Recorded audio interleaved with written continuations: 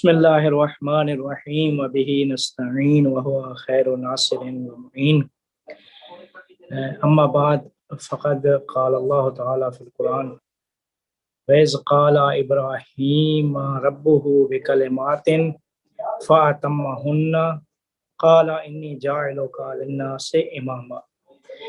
آج کی جو ہماری گفتگو حضرت ابراہیم علیہ السلام کے متعلق ہے، اس سے پہلے میں آج کی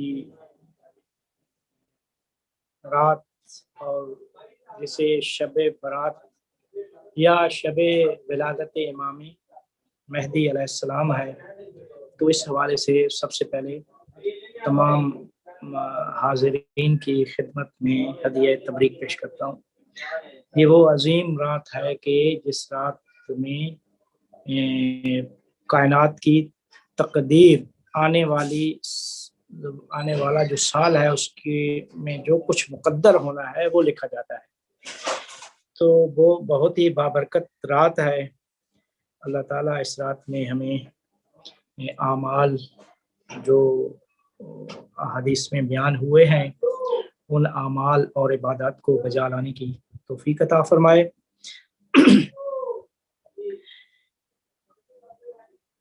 ہم آج حضرت ابراہیم علیہ السلام کے متعلق گفتگو کریں گے۔ ابراہیم علیہ السلام کہ جنہیں ابو الانبیاء، انبیاء کا باپ بھی کہا جاتا ہے، جو تاریخ میں ابراہیم خلیل اللہ کے نام سے کتابوں میں ذکر ہوئے ہیں کہ حضرت ابراہیم علیہ السلام اولو العزم پیغمبروں میں سے دوسرے پیغمبر ہیں۔ حضرت ابراہیم علیہ السلام جب ان کی ولادت ہوتی ہے تو ولادت کے وقت اس وقت زمانے کے حالات بہت خراب تھے، تو جو پیشین گوئیاں تھی اس کے متعلق جو کچھ ان کے وقت ولادت ذکر کیا گیا ہے اس کو میں انشاءاللہ آخر میں آگے چل کے بیان کروں گا۔ تو ابراہیم علیہ السلام اولو العزم پیغمبروں میں سے ہیں کہ جنہیں اللہ نے خلیل اللہ کے واتخذہ خلیلا، اللہ کا دوست معرفی کیا ہے، کہ جن کو بین النہرین مبعوث کیا گیا تھا۔ اب بین النہرین عراق میں ایک علاقہ ذکر ہوا ہے، وہ بھی میں آپ یہ چل کے بیان کرتا ہوں کہ وہ تاریخ میں کون سا علاقہ ہے کہ جہاں ان کی ولادت ہوتی ہے۔ جب ولادت ہوئی تو حضرت ابراہیم علیہ السلام نے لوگوں کو دعوت توحید دی، اللہ کی وحدانیت کی طرف دعوت دی، اور لوگوں نے جب اس دعوت پہ لبیک نہ کہا تو ابراہیم علیہ السلام ان سے مایوس ہوئے۔ مایوس ہو کر حضرت ابراہیم علیہ السلام نے فلسطین کی طرف ہجرت کی۔ تو یہ ان کا یعنی اس ہجرت کا سبب یہ چیز تھی کہ جو کچھ انہوں نے بیان کیا لوگوں نے اس کو قبول نہیں کیا۔ ابراہیم علیہ السلام جس کے اوپر اللہ نے بہت سارے آسمانی صحیفے نازل کیے تھے، صحف ابراہیمیہ کے نام سے جنہیں یاد کیا جاتا ہے۔ تو ابراہیم علیہ السلام کے بعد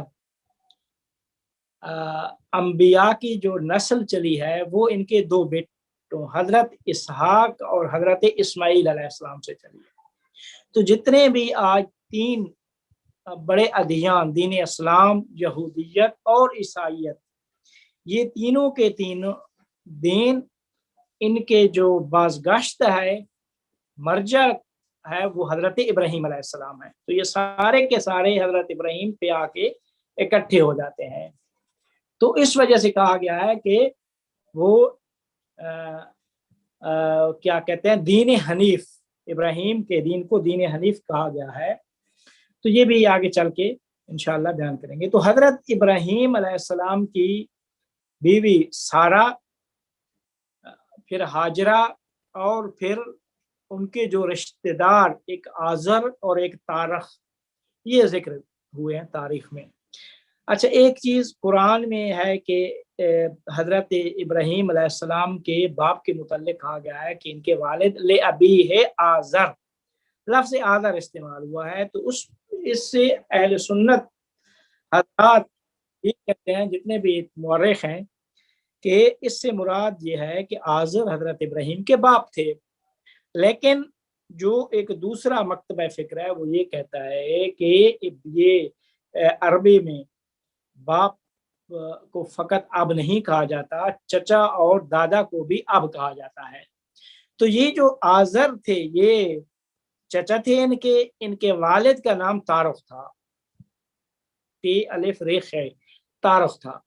تو یہ اختلاف ہے کہ تارخ مومن تھا اور آزر مشرک تھا، جس کو حضرت ابراہیم نے دعوت توحید دی تھی اور انہوں نے قبول نہیں کی تھی۔ وہ قرآن میں سارا یہ قصہ ہے۔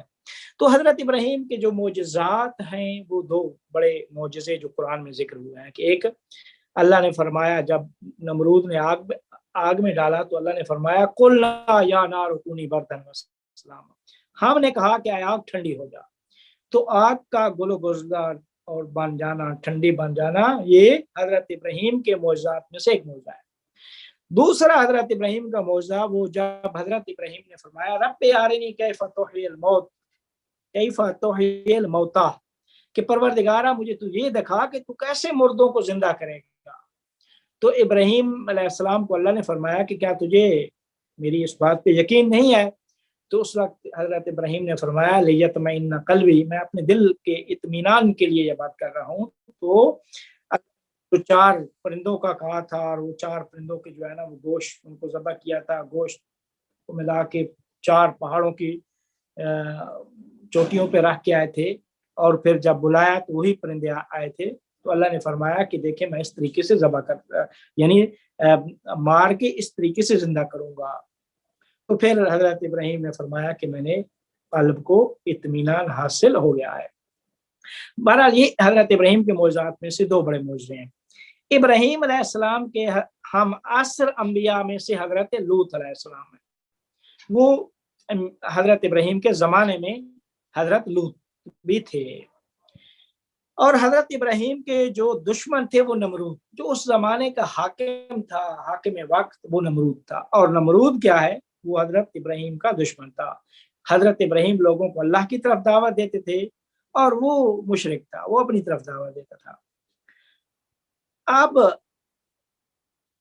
یہ ہے کہ کون سے اہم واقعات حضرت ابراہیم کی زندگی میں رونما ہوئے۔ کہتے ہیں کہ سب سے بڑا واقعہ جو ابراہیم کا تاریخ و قرآن اور دوسری کتابوں میں یاد کیا جاتا ہے وہ ذبح فرزند ہے، حضرت اسماعیل کا ذبح کرنا، کیا ذبح کرنے کے لیے لے جانا، وہ خواب میں وہ سارا جو واقعہ اللہ تعالیٰ نے قرآن میں جو ذکر کیا ہے۔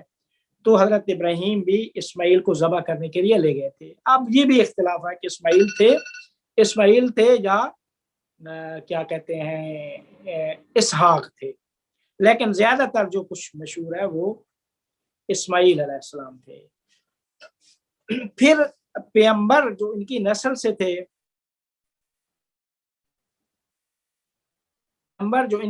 سے تھے، وہ ہمارے پیغمبر حضرت محمد صلی اللہ علیہ وسلم، حضرت عیسیٰ، حضرت موسیٰ، اور پھر دوسرے بنی اسرائیل کے جتنے بھی انبیاء تھے۔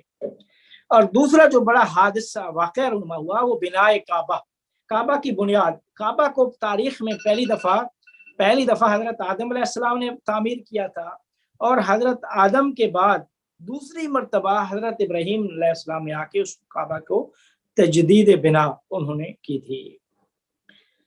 تو یہ جو کیا کہتے ہیں اہم ترین واقعات تھے وہ یہ تھے۔ اب کہتے ہیں کہ حضرت اسحاق اور حضرت اسماعیل یہ 2 بیٹے تھے حضرت ابراہیم کے جو جانشین تھے۔ تو پوری قوم بنی اسرائیل کا جو نسب ہے، قوم بنی اسرائیل کے انبیاء کا جو نسب ہے وہ سارے کا سارا انہی کی طرف لوٹتا ہے۔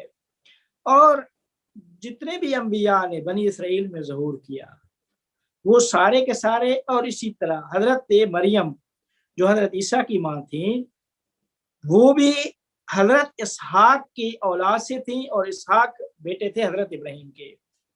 और हमारे पैगंबर जो थे, हमारे पैगंबर अकरम सल्लल्लाहु अलैहि वसल्लम, ये हजरत इब्राहिम के दूसरे बेटे हजरत इस्माइल की औलाद में से थे। तो हमारे पैगंबर का नस्ब जो है वो हजरत इब्राहिम तक पहुंचता है। और बनी इसराइल, ईसाई और यहूदी जितने भी थे, हजरत मूसा के बाद वाले नबी और हजरत ईसा, ये इनका जो सिलसिला नस्ब है वो हजरत इब्राहिम तक इसहाक के जरिए से पहुंचता है। तो कहते हैं कि अल्लाह ताला ने कुरान में बहुत सारे मनासिक हज, इन्हीं की सुन्नत है। काबा की तजदीद बिना करना, ये भी हजरत इब्राहिम के वाक़यात में से है। कुरान में बहुत सारी चीज़ें हजरत इब्राहिम के मुतालिक जिक्र किया। ये जिक्र करके अल्लाह ने फरमाया कि अब मैंने इब्राहिम को खलील बना दिया है, अपना दोस्त। फिर फरमाया कि मैंने मुख्तलिफ आजमाइशों से गुजारा है इब्राहिम को, और इब्राहिम ने वो सारी आजमाइशों से कामयाब हुए हैं। और अब मैंने इब्राहिम को सारी आजमाइशों से गुजार कर ओहदा इमामत अता किया है। काला इन्नी जाइलुका लिन्नास इमामा काला व मिन ज़ुर्रियती। फिर इब्राहिम ने खुदा से अर्ज किया कि क्या मेरी औलाद में से भी ये इमामत को करार देगा तू? तो उस वक्त अल्लाह ने फरमाया ला यनाल अहद ज़ालिमीन। ये जालिम जो है, यानी जो गुनहगार लोग हैं, जो मासूम नहीं है, गुनहगार लोग हैं, उनको तक इमामत नहीं पहुंचेगी। ये ओहदा उनके शायान है, वो इस ओहदा के लायक नहीं है। अब बहुत सारे मौरखीन ने अब ये जिक्र, बहुत सारा इख्तलाफ है कि इब्राहिम की विलादत कितना 100 साल पहले हुई थी। जो ज्यादा मशहूर क्या कहते हैं तारीख है और दकीक तारीख है, वो ये है कि हजरत ईसा अलैहिस्सलाम से 1996 साल पहले इब्राहिम अलैहिस्सलाम का विलादत हुई थी। वो इब्राहिम अलैहिस्सलाम मुतवल्लिद हुए से 1996 साल पहले, क़ब्ल अल मसीह, क़ब्ल अल मिलाद मसीह।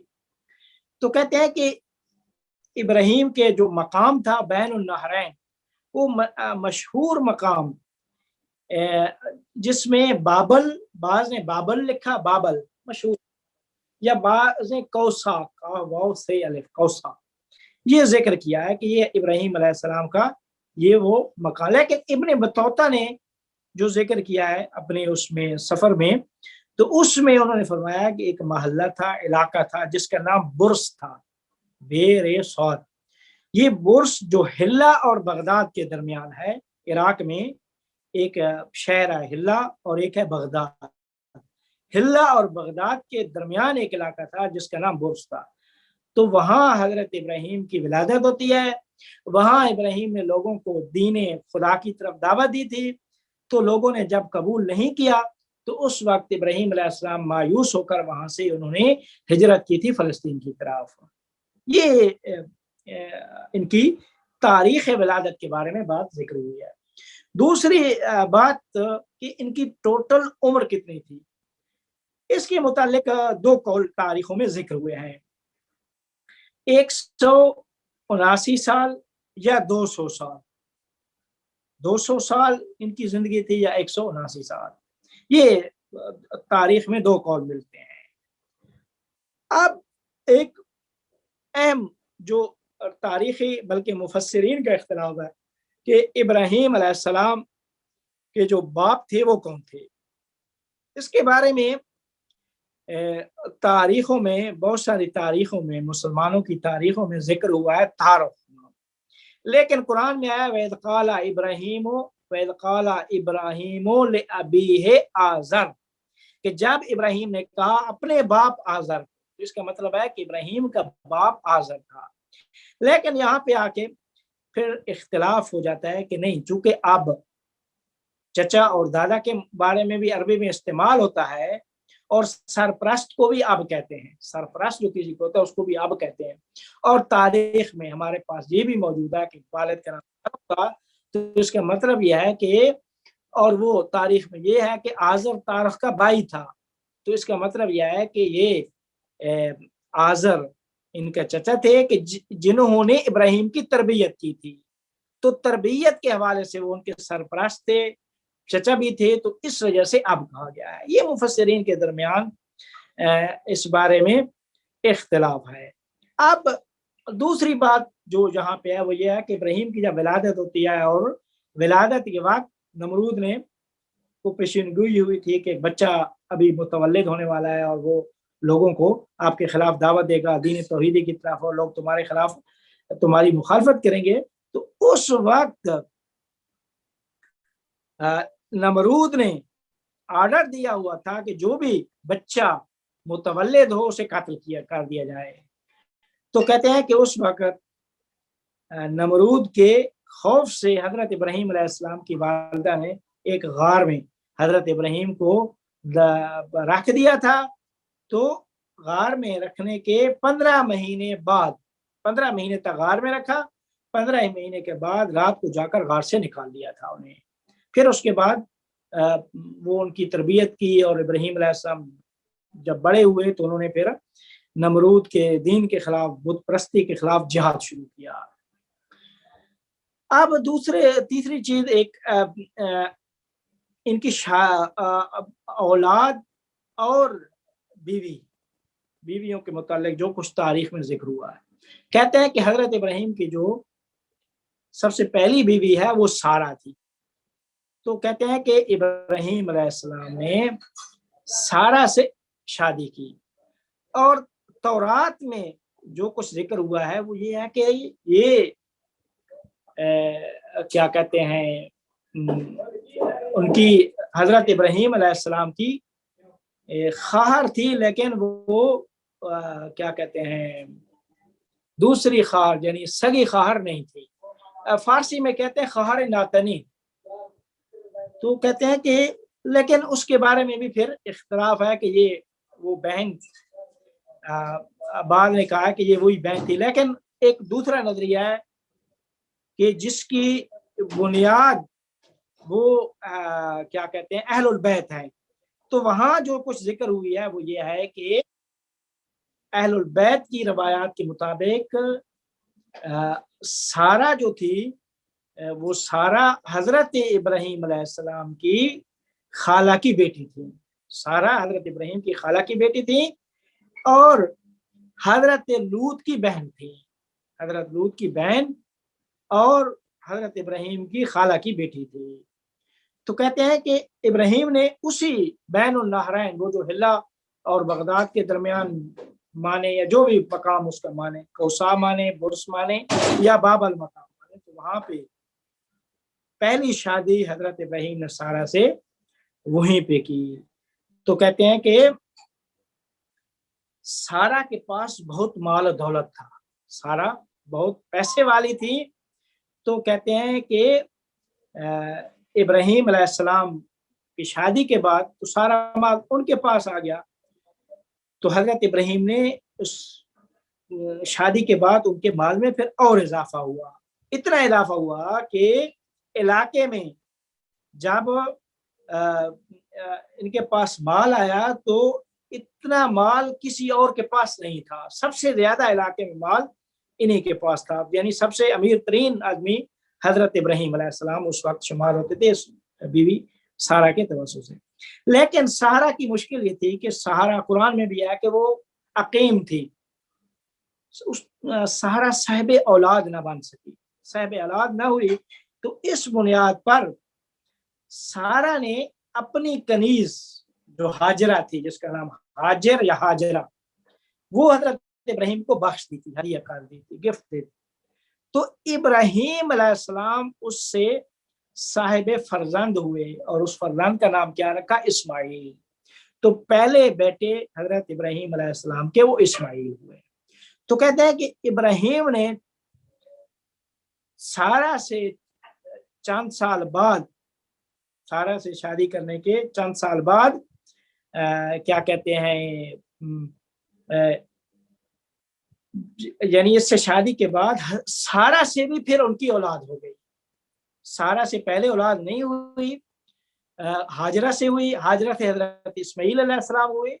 اس کے چند سال بعد سارا سے بھی صاحب فرزند ہوئے حضرت ابراہیم علیہ السلام. تو اس فرزند کا نام انہوں نے رکھا حضرت اسحاق.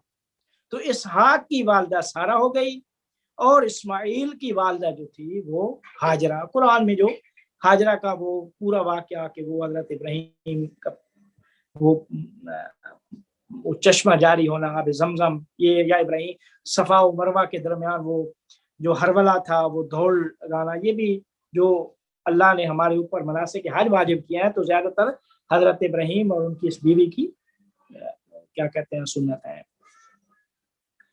تو کہتے ہیں کہ بعض تاریخ کی کتابوں کے مطابق جب حضرت اسحاق کی ولادت ہوتی ہے تو اس وقت حضرت ابراہیم کی عمر 100 سال سے زیادہ تھی.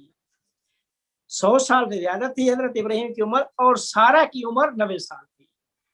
سارا کی عمر 90 سال تھی اور حضرت ابراہیم علیہ السلام 100 سال سے زیادہ ان کی عمر تھی.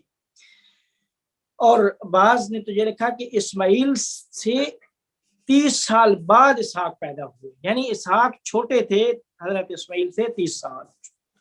تو اس وقت حضرت ابراہیم کی عمر 120 سال تھی. بعض نے تو یہ لکھا.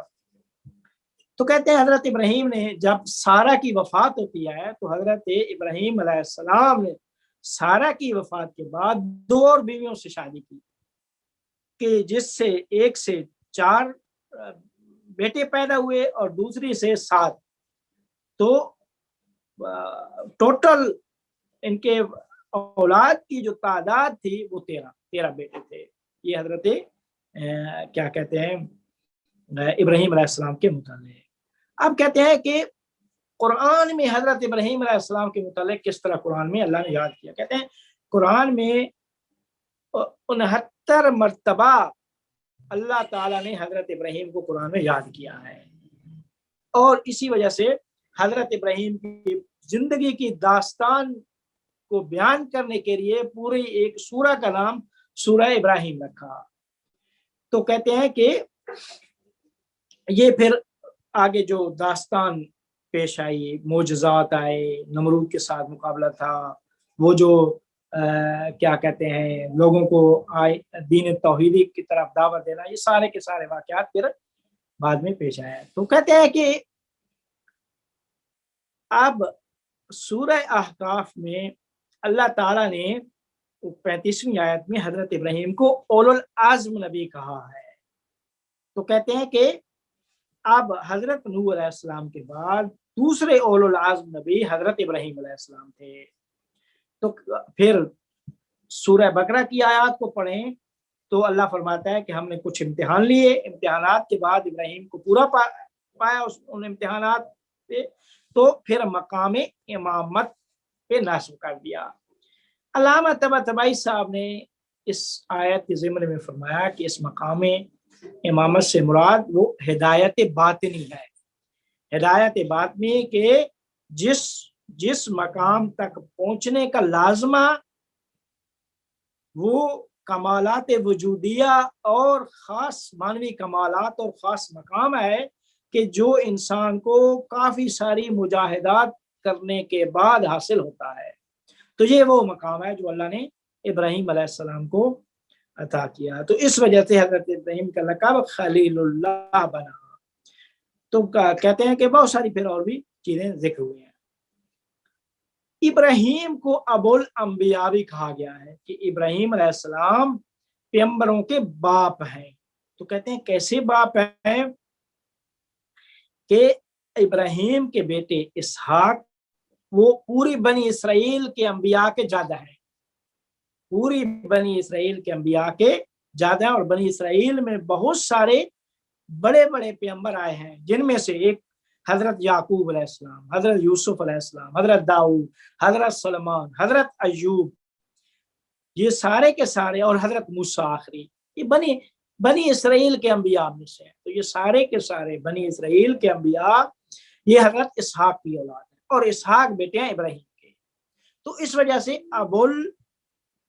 ابول ان کے علاوہ بھی اور انبیاء تھے، بہت سارے انبیاء جو بنی اسرائیل میں تو بہت زیادہ انبیاء ہیں، تو سب کے باپ ابراہیم علیہ السلام ہے. اسی طریقے سے حضرت عیسیٰ علیہ السلام کا جو سلسلہ نسب ہے اپنی ماں سے، چونکہ ان کے باپ تو تھے نہیں، اپنی ماں حضرت مریم علیہ السلام سے وہ پہنچتا ہے حضرت یعقوب کی طرف، اور حضرت یعقوب علیہ السلام وہ حضرت اسحاق کے بیٹے تھے، اور خود حضرت اسحاق حضرت ابراہیم علیہ السلام کے بیٹے تھے. اب پورے کے پورے یہودیت کے سارے انبیاء یعنی بنی اسرائیل کے انبیاء ان کے باپ جد بھی ابراہیم، حضرت عیسائیوں کے حضرت عیسیٰ مسیح کے وہ بھی حضرت ابراہیم، اور تیسرے ہمارے پیغمبر اکرم صلی اللہ علیہ وآلہ وسلم بھی وہ بھی حضرت اسماعیل کے ذریعے سے ان کا سلسلہ نسبی ابراہیم علیہ السلام تک پہنچتا ہے کہ حضرت ہمارے پیغمبر اسماعیل کی اولاد میں سے ہیں اور حضرت اسماعیل بیٹے ہیں حضرت ابراہیم کے. تو اس وجہ سے انبیاء کا باپ ابو الانبیاء کے نام سے ابراہیم کو تاریخ کی کتابوں میں یاد کیا گیا ہے. اب کہتے ہیں کہ ان قرآن کے مطابق ان کے معجزات، وہی معجزات جو ہم نے ذکر کیا ہے کہ پہلا معجزہ وہی آگ کا ٹھنڈا ہو جانا، سورہ انبیاء میں بات ذکر ہوا ہے، حضرت سورہ ابراہیم میں ذکر ہوا ہے بہت ساری جگہ پہ کہ جب نمرود نے آگ میں پھینکا تو فرمایا قلنا یا نار کونی بردن وسلاما، تو آگ ٹھنڈی ہو گئی. دوسرا جو مہم معجزہ تھا وہ 4 پرندوں کا کہ جو سورہ بقرہ کی آیت نمبر 260 میں اللہ نے جسے بیان کیا ہے. تو یہ 2 بڑے معجزے تھے حضرت ابراہیم علیہ السلام کے. سورہ انبیاء کی آیت نمبر 71 میں اللہ تعالیٰ نے ابراہیم علیہ السلام کے بارے میں یہ عرض کیا ہے کہ ہم نے ابراہیم کو لوط کے علیہ السلام کے ہمراہ ایک سرزمین میں بھیجا ہے کہ جس میں جہانیان کے لیے برکت ہے، یعنی پورے عالم کے لیے برکت ہے. یا کیا کہتے ہیں، اور کہتے ہیں کہ تفسیر کی کتابوں میں وہ سرزمین کون سی تھی، یا تاریخ کے یا ان کی شام کو ذکر کیا گیا ہے، فلسطین کا ذکر کیا گیا ہے، بیت المقدس کا ذکر کیا گیا ہے. امام جعفر صادق علیہ السلام سے ایک روایت ہے کہ حضرت ابراہیم علیہ السلام کی ہجرت کا جو مقصد تھا وہ بیت المقدس تھا. یہ حضرت ابراہیم امام جعفر صادق نے ذکر کیا ہے. اس کے علاوہ بناء کعبہ کی بنیاد تو حضرت ابراہیم آدم رکھ گئے تھے، لیکن تجدید بنا حضرت ابراہیم علیہ السلام نے کی. ان اول بیت وضع للناس للذی ببکۃ مبارک وہدی للعالمین، قرآن میں سب سے پہلا گھر جسے اللہ نے بنایا. تو کہتے ہیں کہ سورہ بقرہ کی آیت نمبر 127 میں یہ بات ذکر ہوئی ہے کہ حضرت ابراہیم علیہ السلام نے اپنے بیٹے حضرت اسماعیل کے کمک اور ان کی مدد سے کعبہ کو تعمیر کیا، کعبہ کو تجدید بنا کی، اور لوگوں کو اللہ کے حکم سے مناسک کے حج کی طرف دعوت دی. تو کہتے ہیں کہ بعض روایتوں کے مطابق سب سے پہلے کعبہ کی بنیاد رکھنے والے، اینٹیں رکھنے والے آدم ہیں، اور دوسرے جو اس کی تجدید بنا کرنے والے ہیں وہ حضرت ابراہیم علیہ السلام ہیں. اب کچھ ان کے جو ذکر ہوئے ہیں امتحان، جن میں بہترین جو سب سے مشہور چیز ہے وہ ہے کہ حضرت اسماعیل کو خواب میں ذبح کرتے ہوئے، خواب میں یہ دیکھنا کہ اللہ نے آرڈر دیا ہے کہ آپ اسماعیل کو ذبح کر دیں. تو یہ آج قربانی کرنے کے لیے لے گئے تو پھر وہ حضرت اسماعیل ذبح نہ ہو سکے. تو کہتے ہیں کہ اللہ نے، اب یہاں پہ ایک بحث ہے کہ اللہ نے نام نہیں لیا کہ وہ کون سا بیٹا تھا جسے ذبح کرنے کے لیے حضرت ابراہیم علیہ السلام لے گئے. تو کہتے ہیں کہ اس میں بھی اختلاف ہے दो मकतबा फ़िक्र के दरमियान। बाज़ कहते हैं कि इस्माइल था और बाज़ कहते हैं कि हज़रत इसहाक अलैहिस्सलाम थे। कहते हैं कि शिया रवायात के मुताबिक शेख तूसी अलैहिर्रहमा उन्होंने लिखा है कि वो हज़रत इस्माइल अलैहिस्सलाम थे। लेकिन मुल्ला साले माज़ंदरानी इसने शरह फुरूल काफ़ी में जो बात जिक्र किया है वो ये है कि मशहूर उलमाए इमामिया के दरमियान यही है कि हज़रत इस्माइल अलैहिस्सलाम थे। हज़रत उन्होंने लिखा मशहूर ये है, अगली बात वो नहीं की। लेकिन एक कौल गैर मशहूर है कि इसहाक अलैहिस्सलाम भी हो सकते हैं और इसहाक अलैहिस्सलाम भी थे। तो अब कहते हैं कि एक रवायत के मुताबिक तौरात में कहते हैं कि जो कुछ आया है तौरात में, तो तौरात में ये आया है कि जब हज़रत इब्राहीम अलैहिस्सलाम की उम्र 75 साल थी, 75 साल तक एक इलाका है हर्रान के नाम से, वहां पे रहे और वहां से फिर अल्लाह के आर्डर से कनान की तरफ गए और अपनी बीवी सारा को और हजरत लूत अलैहिस्सलाम और बाल हर्रान के जो लोग थे उनको साथ ले गए और वहां पे फिर उन्होंने खैमा लगाया और एक क्या कहते हैं ज़बा के लिए एक मकाम बनाया, कुर्बान गाह। तो कहते हैं कि जब वहां पे कहत आया तो कहत की वजह से मिस्र की तरफ चले गए, वहां मिस्र जाके यानी मिस्र की तरफ सफर किया। फिर जो है उसके अलावा एक जबरून हेबरून एक मकाम है, अल खलील भी जैसे कहा जाता है कि वहां भी हजरत इब्राहीम अलैहिस्सलाम साकिन रहे हैं।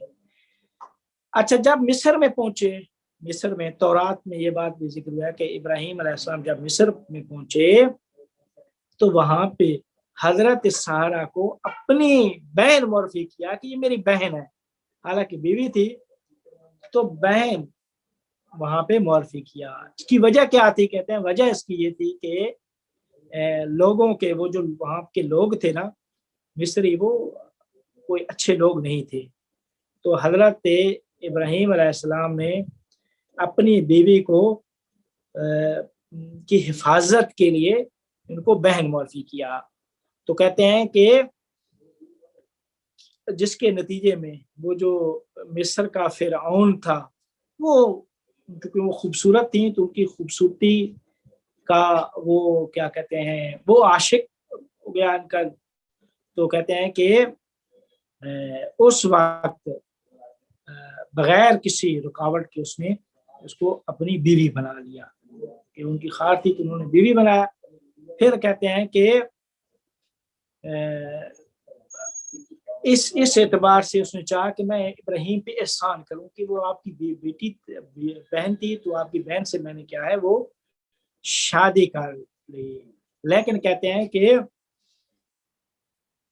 हजरत इब्राहीम अलैहिस्सलाम के इस वाक़े के बाद अल्लाह ताला ने फिरौन और फिरौन के अहले खाना को बहुत सारी बलाओं और गिरफ्तारियों में मुब्तला कर दिया था इस एक काम की वजह से। ये एक वाक़या बहरहाल तौरात में आया है कि जिसको हमारे इस्लामी माशरे के लोग उसको कबूल नहीं करते कि वो बहन भी नहीं थी बल्कि वो उनकी बीवी थी और इस तरीके से यानी मुमकिन नहीं है। ये इसको भी मुख्तलिफ चीज़ों से तरीकों से इसको रद्द किया गया है। तो कहते हैं कि हर अल्लामा तबातबाई ने इस दास्तान के नीचे लिखा है कि ये हजरत ये वो जो तौरात में कहते हैं ना कि तहरीफ हुई है, यानी आसमानी किताबें तौरात जिसमें से एक तौरात है कि तौरात में तारीफ हुई है, ये वो मकाम भी है कि जो तहरीफ में से, इसमें भी तारीफ की गई है। और ऐसा काम करना मकाम नबुव्वत के साथ साजगार नबी नहीं थे, क्योंकि इब्राहीम अलैहिस्सलाम नबी थे तो नबी की नबुव्वत के साथ ये बात साजगार नहीं थी और ना ही किसी किस्म के इब्राहीम के तकवा और पाकीज़गी के साथ साजगार थी, बल्कि उनसे तारुज़ में थी और नासाजगार थी उनकी पाकीज़गी के हवाले से भी। यानी कतई नज़र इसके कि वो नबी हूँ ایک نیک انسان بھی ایسا نہیں کر سکتا چاہے کہ ایک نبی ہو. تو کہتے ہیں کہ یہ وہ مقام ہے تورات میں کہ جس میں تعریف کی گئی ہے. تو کہتے ہیں کہ عہد عتیق میں اسحاق کو فرزند، بہت ساری کتابوں میں آیا کہ حضرت ابراہیم کے جو بیٹے ذبیح اللہ ہیں وہ اسحاق تھے، حضرت اسحاق تھے. تو کہتے ہیں کہ تورات میں کیا کہتے ہیں یہ بات آئی ہے کہ اللہ تعالیٰ نے کنعان میں حضرت ابراہیم سے یہ عہد لیا کہ نیل سے لے کر فرات تک جتنے بھی لوگ آئیں گے وہ سارے کے سارے اس کی جو اولاد ہوگی حضرت ابراہیم کی وہ اسی اسحاق کی نسل سے ہوگی. کہ اسحاق کو حضرت ابراہیم علیہ السلام نے قربانی کے لیے لے گئے تھے، وہ ذبیح اللہ تھے. تو اس ذبیح اللہ کے نتیجے میں اللہ تعالیٰ نے یہ فرمایا کہ اے ابراہیم تو نے یہ سچ کر دکھایا ہے، تو اب میں اس کو تیرا اس کام کا صلہ یہ دوں گا کہ جتنے بھی اولاد تیری ہوگی میں نیل سے فرات تک پورے کے پورے علاقے کو حضرت اسحاق کی اولاد سے بھر دوں گا. یہ ایک چیز یہ بھی آئی ہے. تو کہتے ہیں کہ اب ایک اور چیز کہ یہ بھی تاریخ کی مختلف کتابوں میں آئی ہے کہ حضرت ابراہیم علیہ السلام 72 مقامات پہ کیا کہتے ہیں ان کو یاد کیا گیا ہے عہد جدید میں 72 مقامات پہ. تو کہتے ہیں کہ حضرت عیسیٰ کا نسب جو ہے ابراہیم تک جو پہنچتا ہے وہ 39 واسطوں سے پہنچتا ہے. 39 واسطوں سے اس ابراہیم تک پہنچتا ہے عیسیٰ علیہ السلام کا کیا کہتے ہیں سلسلہ نسب. اور 54 واسطوں سے کیا کہتے ہیں متصل ہوتا ہے ایک مقام پہ کہا 39 واسطے اور ایک پہ کہا 54 واسطے. تو کہتے ہیں کہ وہاں پہ ابراہیم علیہ السلام کا جو ایمان ہے اس کو اعلیٰ درجے کا ایمان کہا گیا کہ ایک بہت ہی بہترین نمونہ ایمان کا یہ حضرت ابراہیم علیہ السلام تھے. اور چونکہ ابراہیم علیہ السلام نے ہجرت کی تھی فلسطین کی طرف، تو فلسطین میں ہجرت کی وجہ سے وہاں پہ غربت میں زندگی بسر کی ابراہیم علیہ السلام نے. تو اللہ کا چونکہ اللہ کا آرڈر تھا، اللہ کے آرڈر اور حکم کے مقابلے میں سر تسلیم خم تھے، لہذا وہیں پہ رہے اور اللہ کے آرڈر سے ہی اپنے بیٹے کو قربانی کے لیے لے گئے. تو کہتے ہیں یہ وہ چیزیں ہیں.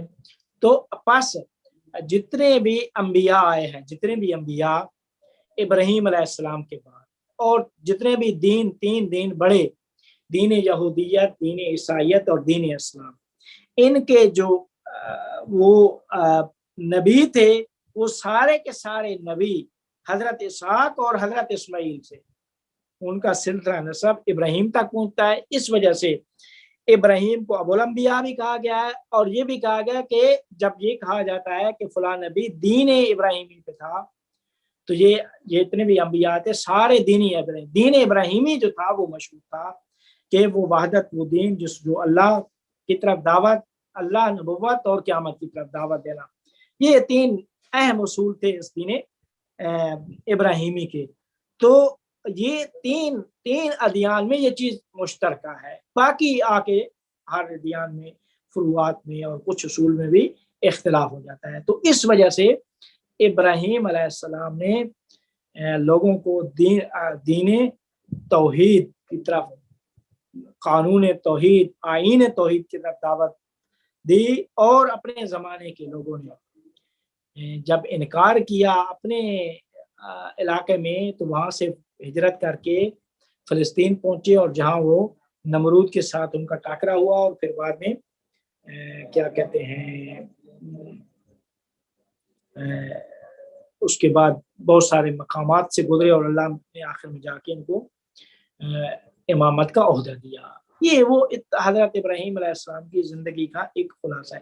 وغیرہ ابراہیم علیہ السلام کے بارے میں قرآن میں بہت سارے مقامات پہ ابراہیم کو یاد کیا گیا ہے اور سید ابو الانبیاء کہا گیا ہے. تو انبیاء میں سے 1,24,000 انبیاء میں 5 نبی ہیں اولو العزم، جن میں سے دوسرے نبی اولو العزم نبی حضرت ابراہیم ہے. پہلے حضرت نوح علیہ السلام ہے، دوسرے ابراہیم ہے، تیسرے حضرت موسیٰ ہے، چوتھے حضرت عیسیٰ ہے اور پانچویں ہمارے پیغمبر اکرم صلی اللہ علیہ وآلہ وسلم ہے کہ جو سارے انبیاء سے ان کو فضیلت حاصل ہے. یہ ان کی زندگی کا خلاصہ تھا. آپ کوئی سوال ہے تو میں حاضر ہوں.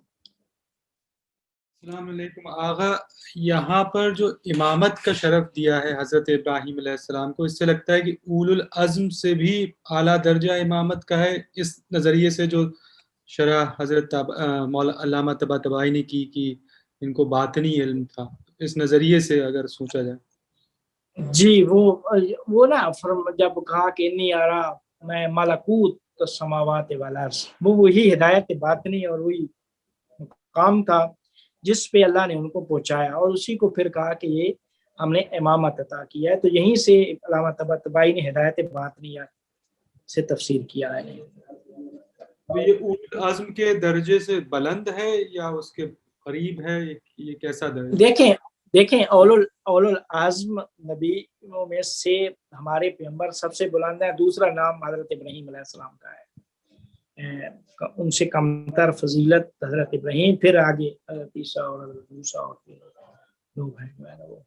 لیکن کیا کہتے ہیں، وہ جو امامت ہے وہ امامت ہمارے پیغمبر کے پاس بھی وہ امامت تھی. ہمارے پیغمبر کے پاس جو تھا درجہ وہ اعلیٰ درجہ تھا، لیکن اس درجے میں جو ہمارے پیغمبر کے پاس تھا اس میں ہمارے پیغمبر اکرم صلی اللہ علیہ وآلہ وسلم نے اس مرتبے میں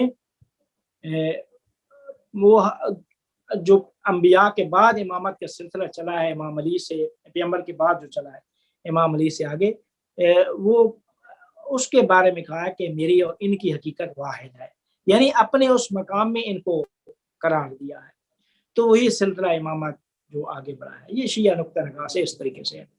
باقی جو دوسرا نقطہ نگاہ ہے تو وہ کوئی اور تعریف کرتے ہیں، لیکن اس بات کے سارے قائل ہیں کہ ابراہیم علیہ السلام اولو العزم نبی تھے اور ان کو اللہ نے امامت عطا کیا. امامت کی تفسیر لوگ مختلف کرتے ہیں، ٹھیک ہے جو ہے نا وہ ہر ایک کو حق ہے. شکریہ آپ کو بہت بہت، اور آج کی تاریخ بہت بہت مبارک. آپ کو بھی مبارک. حامد صاحب، میرا ایک سوال تو نہیں ہے، کیسی ایک آبزرویشن ہے کہ حضرت ابراہیم علیہ السلام کے جو ہے کہ ان کو شک تو نہیں تھا، لیکن اپنے دل کی تسلی کے لیے انہوں نے کہا کہ اللہ تعالیٰ میں دیکھنا چاہتا ہوں کہ تم مردوں میں کیسے جان ڈالتا ہے. تو میں یہ سوچ رہی تھی کہ ہمارے دین میں کافی گنجائش ہے نا شک کی، اگر کوئی اب ویسے شک کرنا شروع ہو جائے تو سب اس کو کافر کہیں گے یا برا بھلا کہیں گے، جبکہ وہ ہمارے نبی صلی اللہ علیہ وسلم کے بھی جد امجد ہیں اور اس طرح مطلب بہت ایک جو ہمارے محترم ترین انبیاء ان میں سے ہیں، لیکن انہوں نے اللہ سے ڈائریکٹ یہ کہا. تو اس پہ آپ کیا کہیں گے؟ دیکھیں یعنی علم کی نیت سے اگر شک آپ کرتے ہیں، علم کی نیت سے، جاننے کی نیت سے، تو اس کے بارے میں کوئی قدغن نہیں ہے کہ آپ یعنی ایک چیز جو معرفت ہے یا ایک درجے کا علم ہے تو آپ اس سے بلند مقام، مرتبے اور رتبے پہ فائز ہونے کے لیے سوال کرتے ہیں یا شک کرتے ہیں، اور وہ شک بھی اطمینان قلب کے لیے کرتے ہیں، تو پھر کوئی اس میں قدغن نہیں ہے. وہ دین، اس کا مطلب ہے کہ دین اسلام میں بہت بڑی گنجائش ہے کہ آپ شک کیا ہے وہ علم کی نیت سے کر سکتے ہیں کہ شک سے علم تک پہنچیں. شک سے علم، اس وجہ سے کیا کہتے ہیں نا، ایک بحث ہے کافر مرتد کہتے ہیں کہ جو دین اسلام جس کا تھا اور پھر اس سے پلٹ گیا تو اس کو مرتد کہا جاتا ہے. تو کہتے ہیں مرتد کا حکم آپ دیکھیں شریعت میں کہ یہ مرتد ہے تو واجب القتل ہے، لیکن جس کا ایک ہے ارتداد عن علم، یہ ایک بحث کی گئی ہے کہ اگر علم کی وجہ سے وہ جاننے کی غرض سے اس میں شک کو شبہات ہوئے ہیں لیکن وہ جاننے کی غرض سے، تو پھر اس کا حکم وہ نہیں ہے. لیکن یہ وہ مکتب کہے گا کہ جو دین اسلام جن کی نگاہ میں یعنی بہت وسیع ہے وہ لوگ ایسا نظریہ دیں گے. لیکن وہ لوگ کہ جو دین کو ایک محدود اور بہت ہی محدود سمجھتے ہیں اور ایک اس کا شکار ہے تنگ نظری کا، تو وہ اس بات کو بھی ریجیکٹ کر دیں گے، کہیں گے کہ نہیں یہ اس طرح نہیں ہے. بس جس نے دین اسلام پہ تھا پلٹ گیا، جس نیت سے بھی جس کار سے بھی شک ہو علم ہو جو بھی، تو اس کو صلاح دو.